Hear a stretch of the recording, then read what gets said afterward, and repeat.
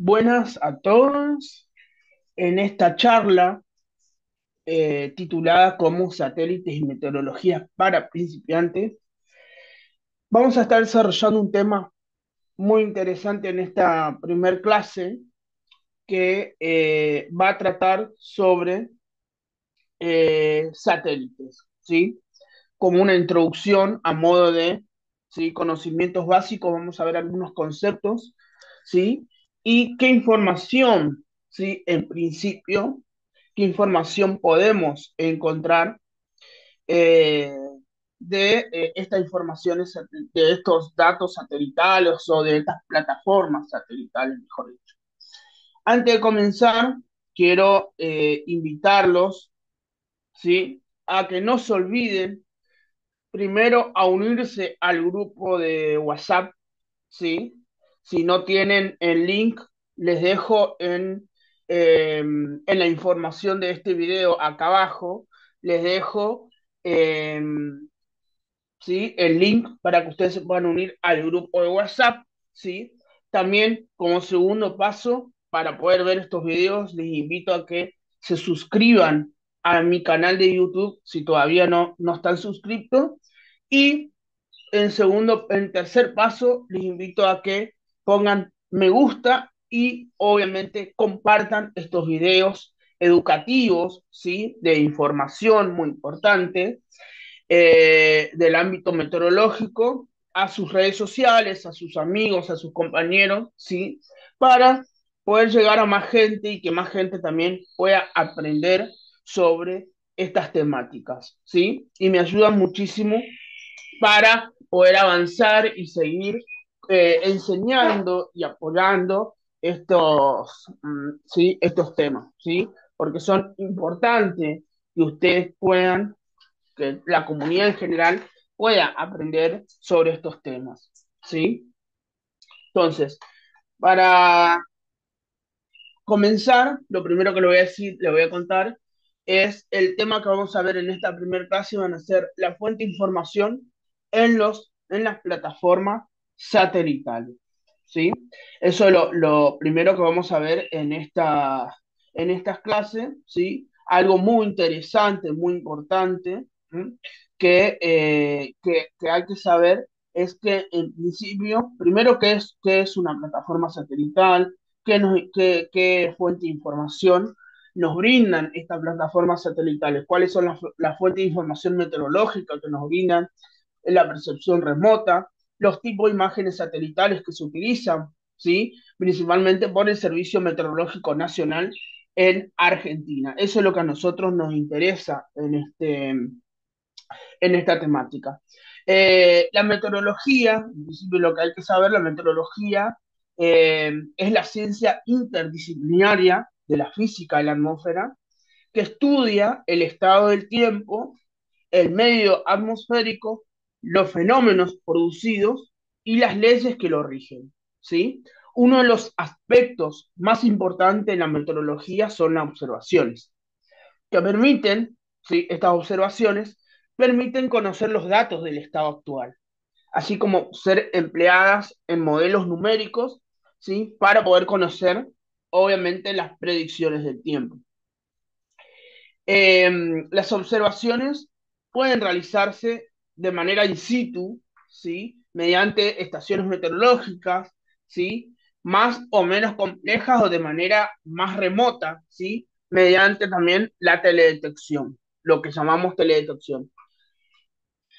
Mediante la teledetección terrestre o mediante redes de detección de las descargas eléctricas, de rayos y de radares terrestres, que esto nos permiten estimar la estructura de la precipitación y del viento radar y teledetección vía satélite. Eh, los satélites meteorológicos, por su posición, permiten de manera privilegiada observar la situación meteorológica, podríamos ir en el conjunto del planeta. Sin embargo, hay que tener muy en cuenta que lo que miden, ¿sí?, estos satélites meteorológicos es la radiación que llega al sensor que tienen estos satélites.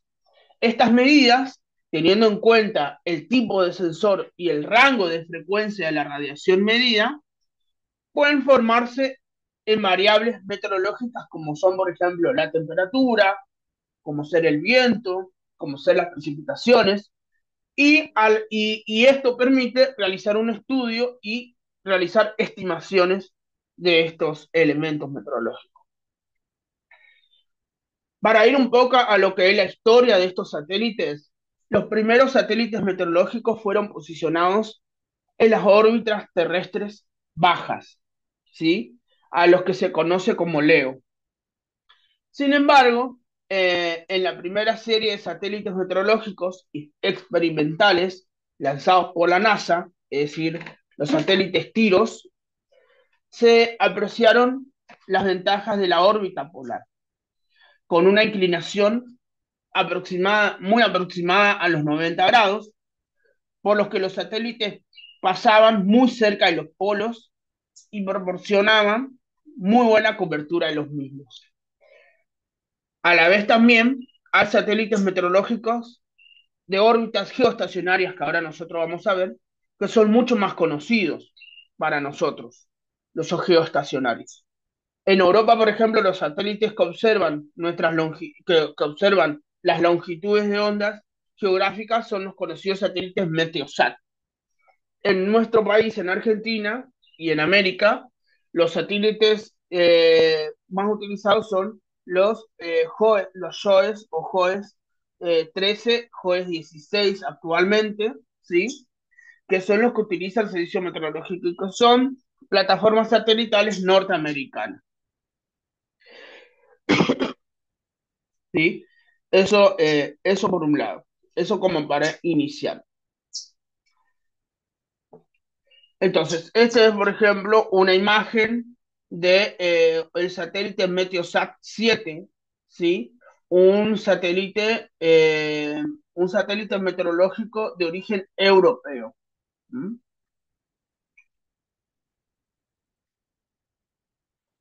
Estos satélites son fundamentales y muy importantes porque permiten, ¿sí? Permiten obtener datos meteorológicos en un tiempo real, ¿sí? Eh, entonces, lo que nosotros vamos a ver acá es, en esta primera parte, son las fuentes de información. Las fuentes de información utilizadas para identificar procesos atmosféricos, ¿sí? Son considerados de dos tipos, o lo podemos dividir en dos tipos. Una que proviene de los observatorios o de las estaciones meteorológicas que están ubicadas en la superficie terrestre, principalmente las estaciones oficiales del Servicio Meteorológico Nacional se ubican generalmente en aeropuertos, ¿sí? En los aeropuertos nacionales o cerca de las rutas alejadas de la ciudad, ¿sí? Y la otra fuente de información donde podemos obtener datos meteorológicos, ¿sí? Es a través de sensores remotos que están instalados en los aviones o en satélites, ¿sí? En este caso nosotros lo vamos a analizar aquellos que se encuentran en los satélites. Como ustedes ven acá en esta primera imagen, las imágenes satelitales tienen diversas utilidades. Pueden, por ejemplo, ayudarnos a detectar y seguir, obviamente, el movimiento de las cenizas volcánicas, como es en esta imagen satélite, en áreas geográficas muy extensas, ¿sí? Y en todos los niveles de la atmósfera, ¿sí? Nos puede permitir detectar eh, cenizas volcánicas, por ejemplo, que es algo muy importante porque las cenizas volcánicas, ¿sí? Generan también determinadas precipitaciones, determinados tipos de tiempo, ¿sí? Y a la vez también pueden llegar a contaminar el aire si se encuentran en gran proporción en la atmósfera. Eh, También nos permite observar o interpretar, ¿sí? O estimar la concentración de clorofila, como podemos ver en esta carta imagen, ¿sí? La concentración de clorofila en el agua, ¿sí? Y obviamente nos permite también analizar la variación o la evolución temporal de la distribución de esta clorofila, ¿sí? A escala espacial, ¿sí? ¿Por qué? Porque estos mapas justamente se encuentran los datos de estos mapas se encuentran ya georreferenciados, ¿sí? Y son descargados están libres de acceso en páginas como el Servicio Meteorológico Nacional en nuestro país, como en la página oficial del INIDE, ¿sí? Donde podemos observar y analizar este tipo de información.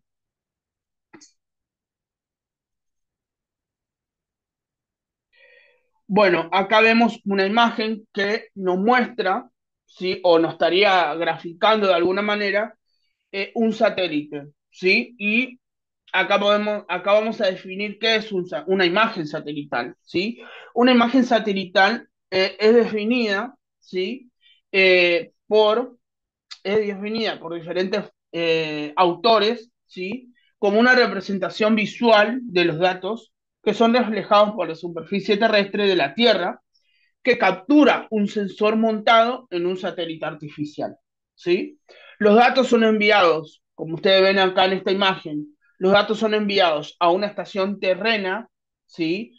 En donde se procesan esos datos y se convierten en imágenes, enriqueciendo nuestro conocimiento, ¿sí? De las características que presenta la Tierra en diferentes escalas espaciales. Que eso también lo vamos a ver a continuación, ¿sí?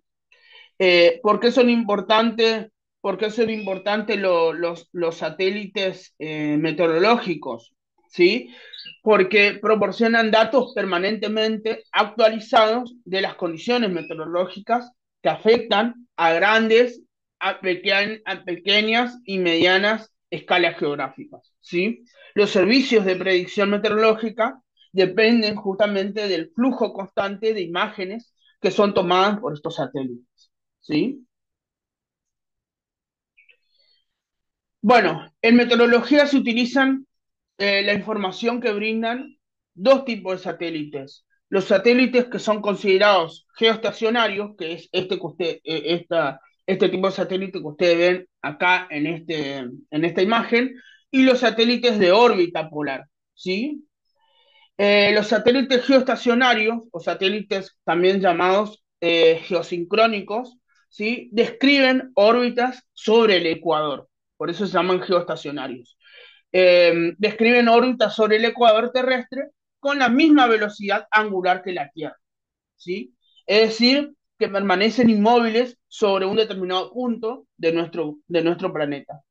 Actualmente están operando, ¿sí? 5 satélites geoestacionarios en el espacio sideral, ¿sí? El JOES-E, este y el JOE-W, oeste, que son,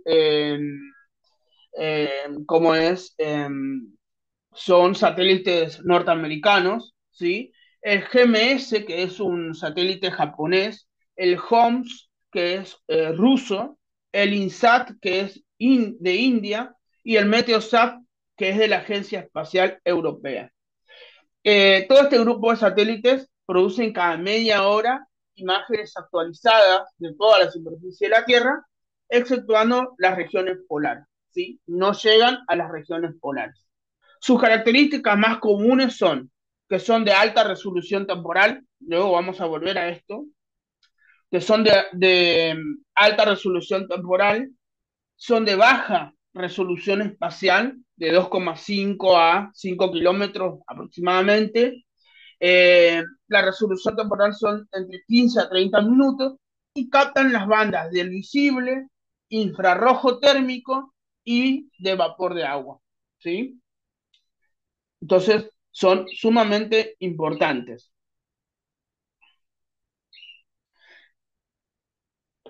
Tenemos acá el de órbita polar, que es el que no estaría englobando los meteorológicos, solamente los satélites que son de uso meteorológico son los geoestacionarios, ¿sí? De órbita geoestacionaria, ¿sí? ¿Por qué?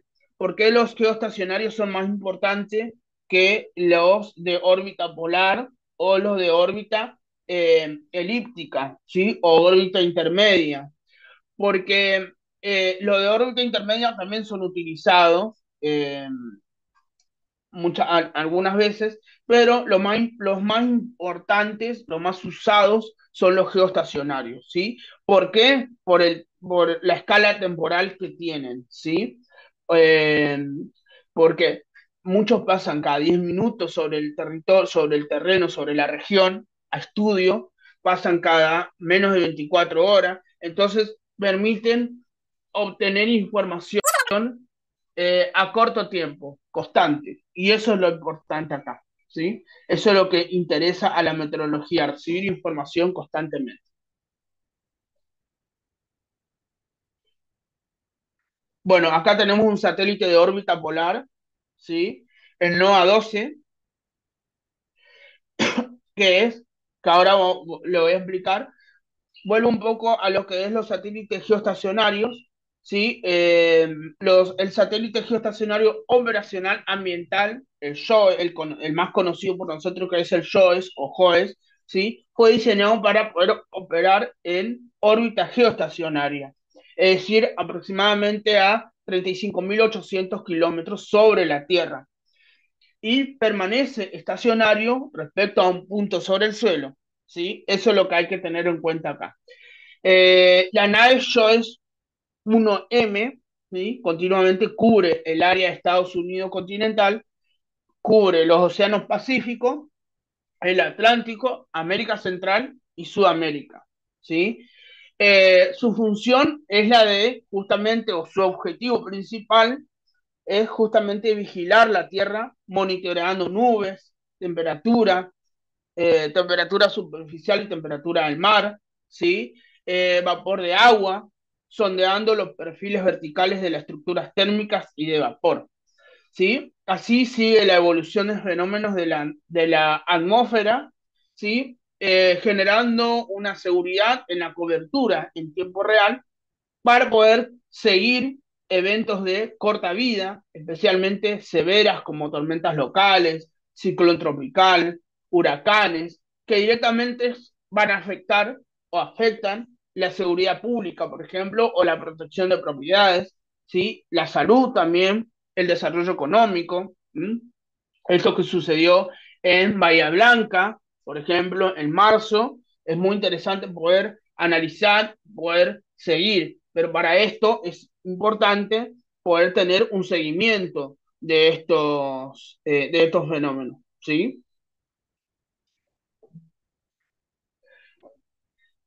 Eh, bueno, los satélites de órbita polar, así como este que tienen presente en esta imagen, son satélites que siguen, como dice la palabra, órbitas polares y se encuentran a una altitud sobre la Tierra de entre 830, 840 a 880 aproximadamente kilómetros. Y lo que hacen es escanear todo el planeta en 24 horas.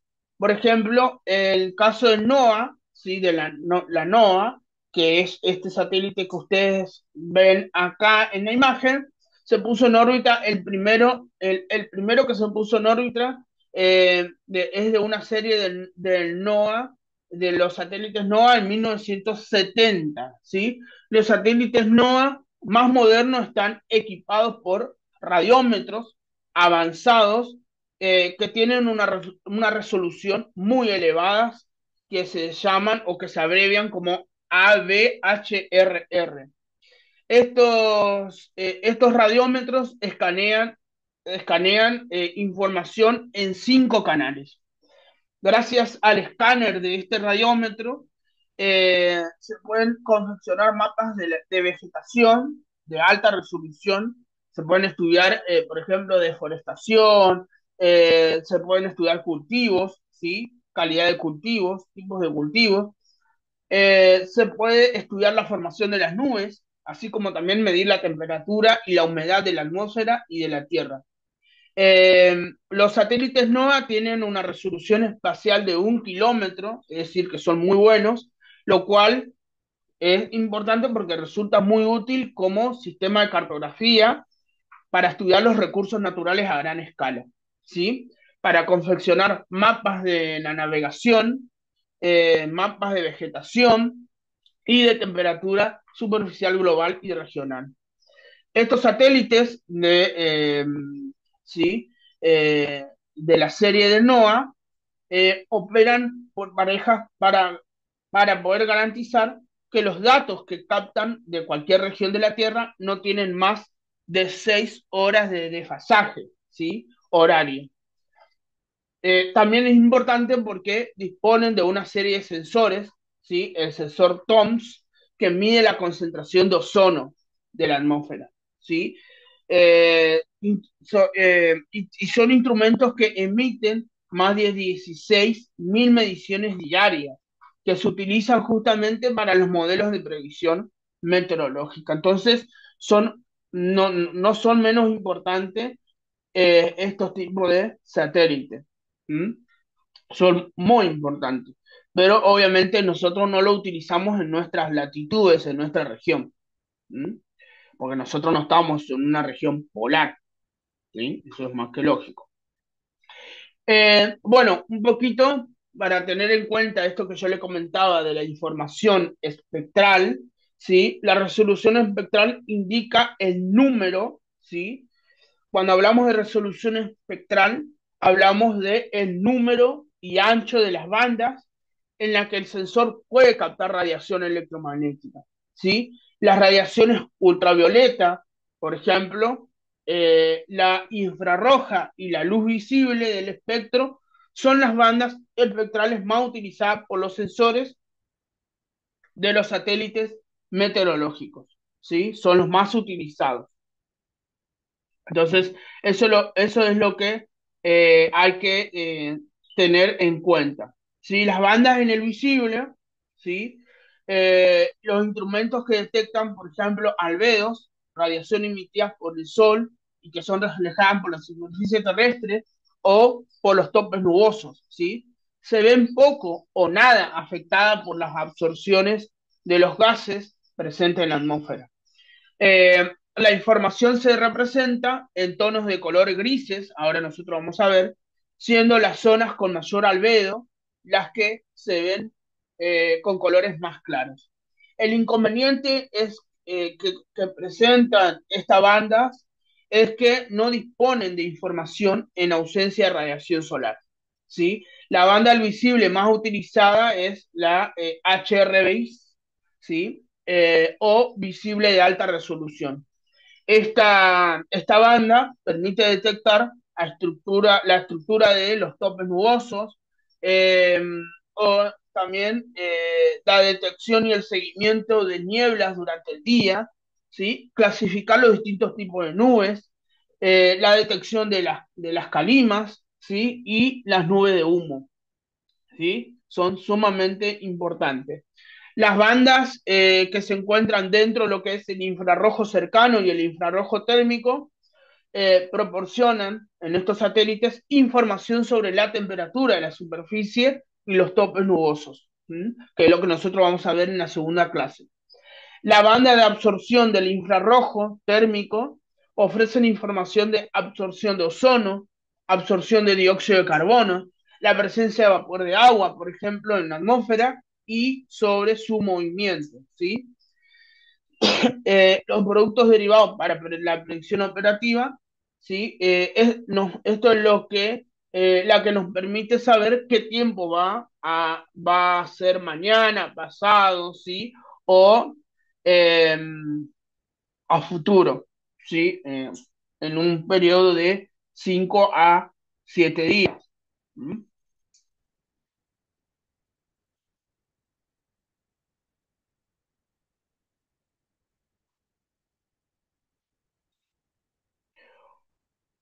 Bueno, luego tenemos la resolución, esto sería la resolución espectral.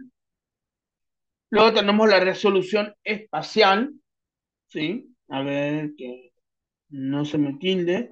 Tenemos la resolución espacial, que es la resolución espacial es considerada como la unidad mínima capturada por el sensor y se mide en metros, ¿sí? Por ejemplo, cuando se encuentra a mayor metros tenemos menor resolución espacial y cuando se encuentra más cerca de la superficie vamos a tener, eh, vamos a tener mayor resolución espacial, ¿sí? Porque observamos más detalle.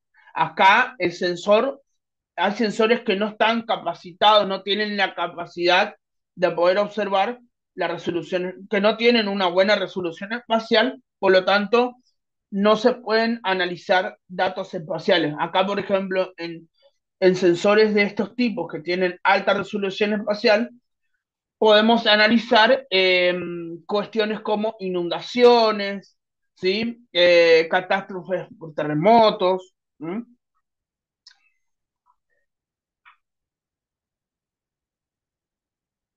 Después tenemos la resolución. Ahí. Después tenemos otro tipo de resolución que también es importante, que es la radiométrica. ¿Sí? La resolución radiométrica hace referencia al número de niveles digitales utilizados para expresar los datos recogidos por el sensor. Generalmente, cuando mayor es el número de niveles, más de niveles digitales, mayor es el detalle con que se puede expresar dicha información. ¿Sí? Y acá tenemos una imagen que nos muestra, ¿sí? De mayor nivel digital a menor nivel digital, ¿sí? Esta imagen de abajo tiene un nivel digital medio, podríamos decir de alguna forma. Bueno, después tenemos otro tipo de resolución que es la temporal, que esa es una de las resoluciones más importantes de los satélites meteorológicos. La resolución temporal indica el tiempo del paso, la frecuencia de cobertura, el periodo, ¿sí? De revisita o ciclo, también podríamos decir, de repetición del satélite sobre la vertical de un punto. Y con ello se determina la periodicidad de adquisición de imágenes de una zona, ¿sí? Por eso son muy importantes para los satélites meteorológicos.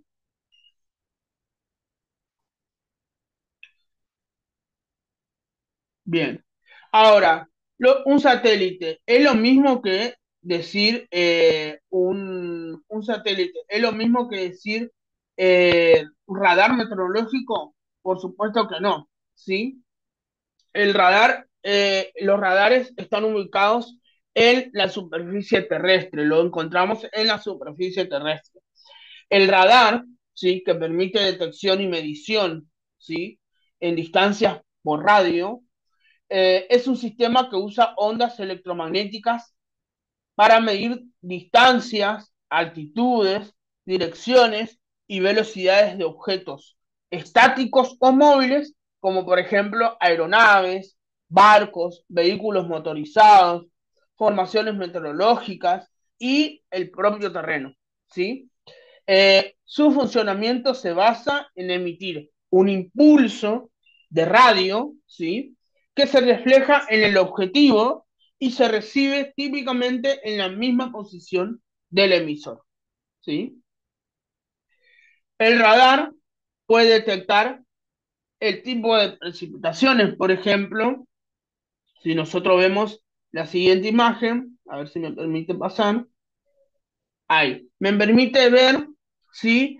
Me permite analizar o observar el tipo de precipitación, ¿sí? Que se registran según su intensidad, ¿sí? Del eco y la radiación, ¿sí? La intensidad de eco, ¿sí? O el tipo de precipitación, ¿sí? El Servicio Meteorológico Nacional de Argentina tiene una categorización de este tipo de lluvias, ¿sí? Por ejemplo, de 18 a 30 milímetros, el Servicio Meteorológico Nacional de Argentina considera que eh, es una lluvia débil. De 18 a 38 milímetros, lluvia ligera a moderada. 38 a 44 milímetros, considera que la lluvia es moderada a fuerte. 44 a 50 milímetros considera que la lluvia ya es fuerte, De 50 a 57 la lluvia es muy fuerte y probabilidad de que caiga granizo. Y si la lluvia es mayor a 57 milímetros, la lluvia es fuerte y con caída de granizo. ¿Sí?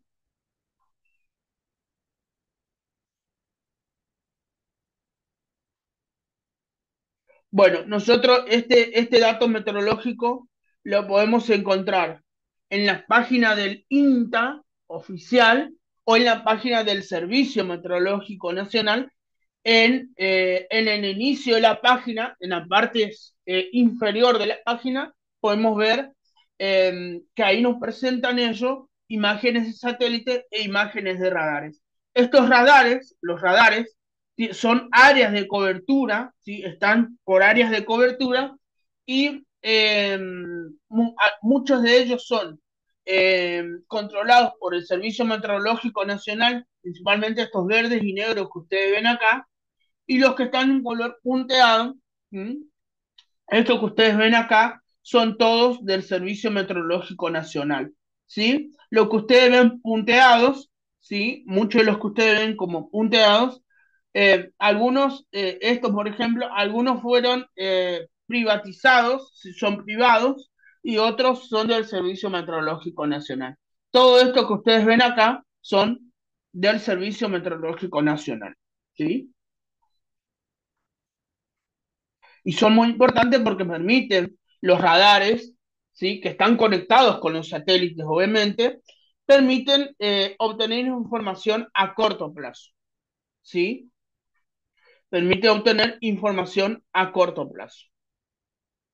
Ahora, los satélites, volviendo al satélite, a los satélites que son utilizados para la meteorología y en el caso del Servicio Meteorológico Nacional de Argentina, el JOE 13, el JOE 16, ¿sí? Conocido también como JOES N o JOES R, ¿sí? Es un satélite meteorológico norteamericano que forma parte de la Administración Nacional Oceánica de Estados Unidos y del Sistema Operacional de Satélite Geoestacionario de la Atmósfera. El 14 de abril de 2010, el GEO 13, por ejemplo, se convirtió en el satélite meteorológico operativo para el JOES este, ¿sí? Después de pasar brevemente desconectado debido a una colisión que hubo de micrometeoroides, el 22 de mayo de 2013 nuevamente estuvo en línea y totalmente funcional a partir del 10 de junio de 2013. Y es el que proporciona las imágenes meteorológicas para nuestro país, Argentina, y para los países de Sudamérica. ¿Sí?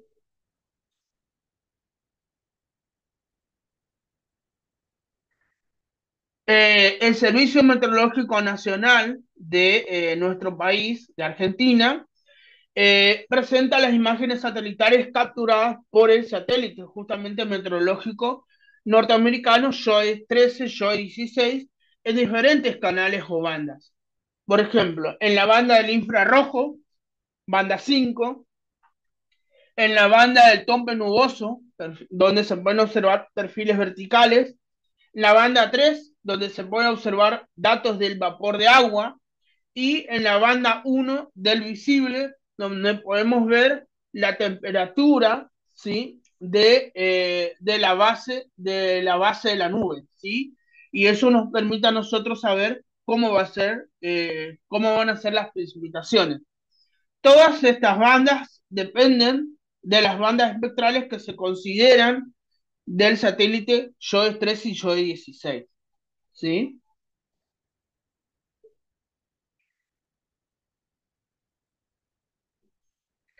Bueno, acá tenemos, por ejemplo, algunas características importantes, ¿sí? Lo que acá yo quiero resaltar es que el satélite geoestacionario JOES tiene dos funciones principales.